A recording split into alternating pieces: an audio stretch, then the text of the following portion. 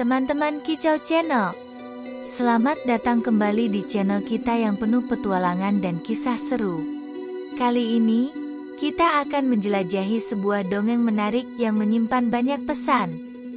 Sebelum kita melangkah lebih jauh, jangan lupa tekan tombol subscribe, lonceng notifikasi, dan berikan like untuk mendukung konten-konten seru di channel ini. Ayo kita mulai. Pada suatu hari di tengah dalam hutan rimba, terdengar suara singa si raja hutan mengeram kesakitan. Ternyata singa si raja hutan ditembak oleh seorang pemburu hutan. Mendengar kabar seperti itu, semua penghuni hutan jadi gelisah karena mereka sekarang tidak punya raja lagi, dikarenakan rajanya sudah ditembak oleh si pemburu. Singkat cerita, seisi penghuni hutan pun berkumpul untuk pemilihan raja hutan yang baru. Semuanya berdiskusi untuk menentukan raja mereka yang baru. Yang paling pertama dipilih adalah si macan tutul, tetapi si macan tutul menolaknya dengan alasan, "Jangan aku melihat manusia saja sudah lari tunggang langgang," ujar macan tutul. "Jika macan tutul tidak mau, kalau begitu badak, karena kau amat kuat," kata binatang lain. Tidak, aku tidak mau, karena penglihatanku kurang baik, aku sering sekali menabrak pohon-pohonan, kata si badak. "Mungkin yang pantas kau saja gajah yang jadi raja, karena badan emu paling besar di sini," kata binatang lainnya. "Gerakan tubuhku sangat lambat dan aku pun tidak bisa berkelahi." Sangat berisik terdengar karena mereka harus memilih siapa yang pantas menjadi raja. Semuanya saling menunjuk kandidat-kandidatnya, dan semua yang ditunjuk pun menolak untuk menjadi raja. "Mungkin hari ini kita cukupkan sampai di sini, kita akan lanjut besok," kata gajah. Saat semua binatang akan bubar, tiba-tiba dari arah belakang kera berteriak dan berkata, "Tunggu, bagaimana jika manusia saja yang menjadi raja? Manusia kan sudah membunuh singa." "Tidak mungkin," jawab si tupai.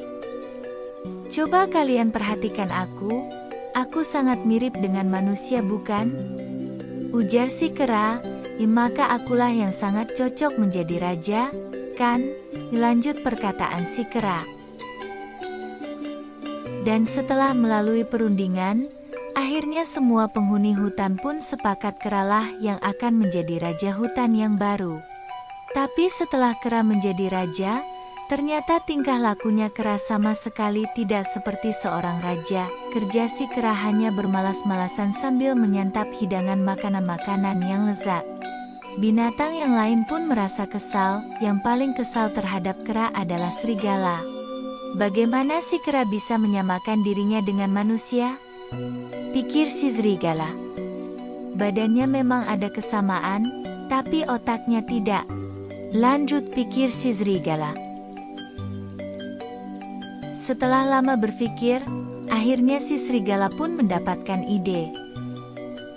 Suatu hari, si serigala pun menghadap raja. Serigala berkata, "Tuanku, aku menemukan makanan yang amat sangat lezat, dan saya yakin tuanku pasti sangat menyukainya. Bila tuan mau, aku akan antar tuan ke tempat itu."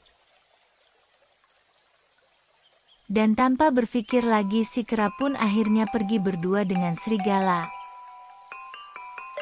Di tengah-tengah hutan rimba, terlihat onggokan buah-buahan kesukaan kera.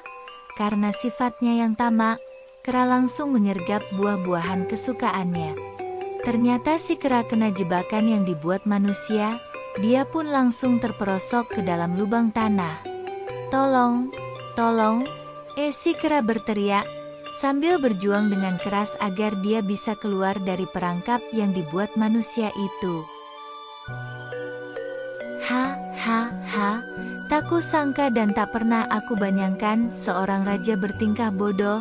Dia bisa terjebak perangkap yang dibuat oleh manusia. Kalau punya raja bodoh, mana mungkin dia bisa melindungi rakyatnya. ujar si serigala disaksikan binatang-binatang lainnya. Para binatang pun meninggalkan kera yang sedang terkena perangkap karena ketamakan dan kebodohannya. Dan kera pun menjadi tangkapan manusia. Pesan moral dongeng anak kera jadi raja adalah perlakukanlah teman-teman kita dengan baik, janganlah sombong dan bermalas-malasan. Jika kita sombong dan memperlakukan teman-teman semena-mena, nantinya kita akan kehilangan mereka. Terima kasih teman-teman yang sudah menonton dongeng kita hari ini.